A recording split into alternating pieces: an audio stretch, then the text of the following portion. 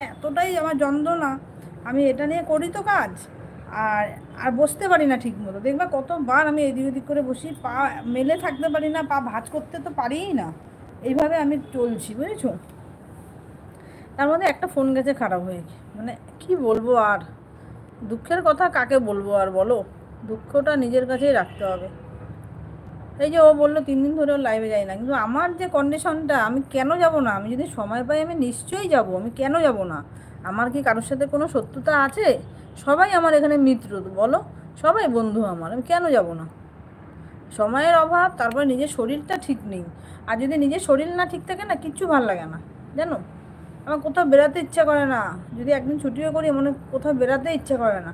আর আমি যেই মেয়ে সবসময় মানে লাফিয়ে ঝাঁপিয়ে বেড়াই, আর আমি পায়ের জন্য আমার পুরো আমি নিজে নিস্তেজ হয়ে যাচ্ছি। খালি লাইভ করতে হবে, বসেছি, কথা বলতে হবে, বলছি, বুঝেছো।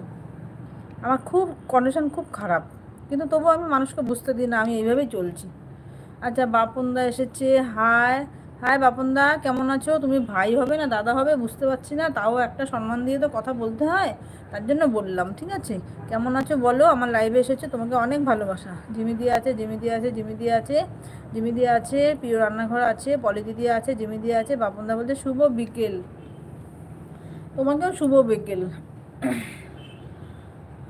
বলো তোমরা সবাই কেমন আছো, কি করছো, সবাই বলো।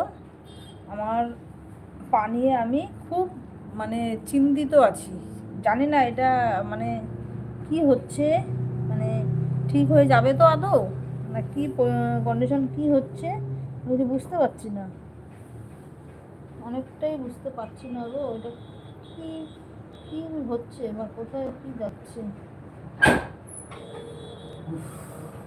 কি রে, করেছিলাম আবার চালালাম।